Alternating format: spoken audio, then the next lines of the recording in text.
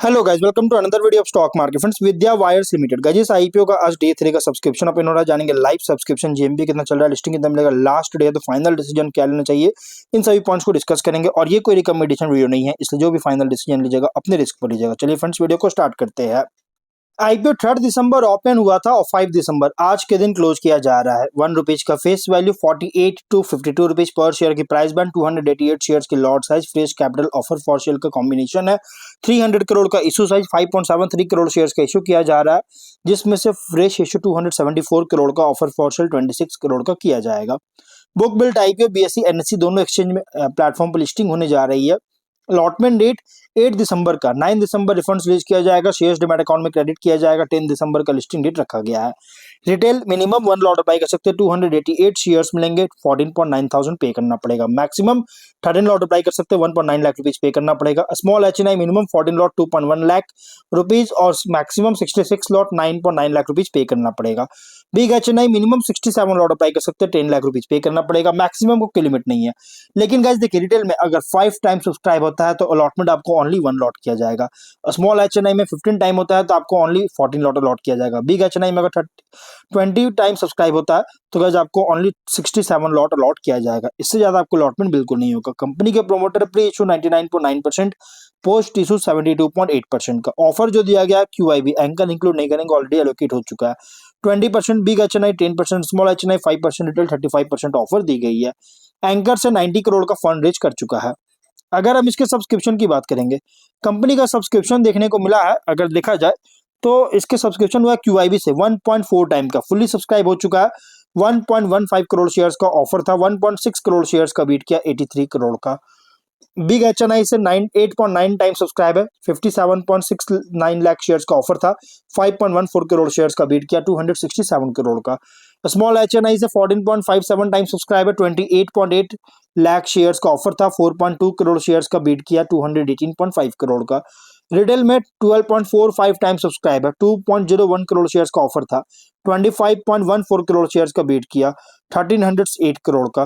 Guys किसी भी categories में आप देखिएगा, एचएनआई रिटेल में बहुत ही स्ट्रॉन्ग सब्सक्राइब है, क्यूआईबी में fully subscribe, but HNI retail में बहुत ही स्ट्रॉन्ग सब्सक्राइब देखने को मिल रहा है। टोटल 9 टाइम का सब्सक्राइब है, 36.1 करोड़ शेयर्स का बीट किया है, 1876 करोड़ का। बहुत ही शानदार सब्सक्रिप्शन देखने को मिला है।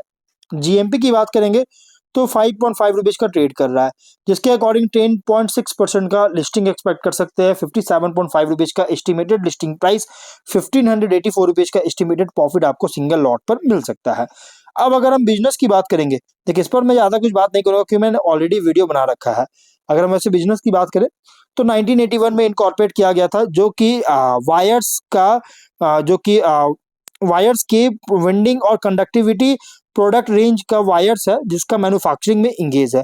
4 डिकेड्स की लेगेसी एंजॉय कर रहा है और 8000 प्लस एसकेयूज इसके वन रूफ के अंडर कंपनी देखने को मिल रहा है। और अब कंपनी जो है ना, यहाँ पे अगर हम बात करें अलग देखिए कंपनी जो है ना, कैपेबिलिटीज को जो कैपेसिटी को जो है डबल करने जा रही है, जो कि अभी फिलहाल करंट जो है 19,680 मेट्रिक टन पर एनएम का है, जिसको इंक्रीज करेगा 37,680 मेट्रिक टन का तक इंक्रीज करेगा, जो कि 18,000 एडिशनल जो है सो ऐड करेगा, 18,000 जो एमटीपीए यूनिट जो है ऐड करेगी, जिससे कंपनी का मतलब कि जो मैन्युफैक्चरिंग जो यहाँ पे जो कैपेसिटी है उसको डिमांड जो है उसको मीट कर सके, डिमांड जो इंक्रीज हो रहा है ना उसको मीट कर सके। और कंपनी जो अलग अलग अलग मतलब कि सेक्टर्स जैसे energy generation, electrical system, electric mobility, railways and clean energy में जो मतलब कि यूज होता है प्रोडक्ट्स, उसका प्रोडक्ट्स यूज होता है, इनका प्रोडक्ट्स कंडक्टिविटी, ड्यूरेबिलिटी और थर्मल इफिशियंसी भी ऑफर करता है हाई परफॉर्मेंस रिलायबल ऑपरेशंस के लिए। लगभग अगर बात करें तो रेंज है 0.07 mm से 25 mm तक, और प्लान कर रहा है नए प्रोडक्ट्स को ऐड करने का, जैसे copper foils, solar cables, aluminium winding wires और प्रोडक्ट्स आप यहाँ पे पढ़ सकते हैं इस वीडियो पॉज करके, क्योंकि मैंने ऑलरेडी वीडियो बना रखा है इसलिए मैं ज्यादा कुछ बात नहीं करूंगा। फाइनेंशियल अगर देखा जाए तो टॉप एंड बॉटम लाइन में ग्रोथ देखने को मिला, आप यहाँ देख सकते हैं, जो कि 25 में 1491 करोड़ का रेवेन्यू, 41 करोड़ का प्रॉफिट। फर्स्ट क्वार्टर में 413 करोड़ का रेवेन्यू, 12 करोड़ का प्रॉफिट है। तो रेवेन्यू 25 में 25% इंक्रीज किया, प्रॉफिट 59% इंक्रीज किया। टॉप लाइन हो या बॉटम लाइन में कंसिस्टेंट ग्रोथ देखने को मिल रहा है, अच्छी शानदार ग्रोथ होता हुआ नजर आ रहा है। और अगर हम यहाँ देखेंगे कंपनी का रेशियोज, तो R O E R O N W 24.5% का, आर ओ सी 20% का, डेट टू इक्विटी 0.9 टाइम का, पीएटी एबिटा मार्जिन 2.7 4.3%, पीवी और पी रेशियो 46.6 20.3 टाइम का, मार्केट कैप 1106 करोड़ के अराउंड होगा। अब अगर हम स्वॉट की बात करें, देखिए इस पर मैं ज्यादा कुछ बात नहीं करूँ, मैंने ऑलरेडी वीडियो बना रखा है जिसमें मैंने आपको बताया। One of the largest manufacturer है वेंडिंग एंड कंडक्टिविटी प्रोडक्ट्स का पूरे इंडिया में, जो कि इसका स्ट्रेंथ में है, जो कि इंस्टॉल कैपेसिटी के द्वारा टॉप जो है सो मतलब कि इस इंडस्ट्री में टॉप रैंक कर रहा है। वाइड प्रोडक्ट पोर्टफोलियो का ऑफर करता है, स्ट्रॉन्ग फिनेंशियल ग्रोथ देखने को मिला है, बैकवर्ड इंटीग्रेशन है कंपनी का, डाइवर्सिफाइड एंड यूज इंडस्ट्रीज और कस्टमर बेस है, लेकिन वीकनेस भी है। मार्जिन जो है अभी भी मॉडेस्ट देखने को मिल रही है, मार्जिन बहुत कम है, उतना कोई खास मार्जिन देखने को नहीं मिल रहा है। वर्किंग कैपिटल इंटेंसिटी और इन्वेंट्री साइकिल जो है बहुत ज्यादा हाई है। रॉ मटेरियल प्रोक्योरमेंट दे सकता है, फिनिश्ड गुड्स स्टोरेज रिक्वायरमेंट को भी दे सकता है, इसके कारण गाइस जरूरत पड़ सकता है। कैश फ्लो और डेट सर्विसिंग जो है वल्नरेबल होता है अगर डिमांड स्लो होता है तो। प्लस कुछ सेक्टर्स पर हैवी डिपेंडेंस है, कोई भी स्लो डाउन रेगुलेटरी चेंज होता है इन सेक्टर्स पर तो डिमांड हर्ट कर सकता है।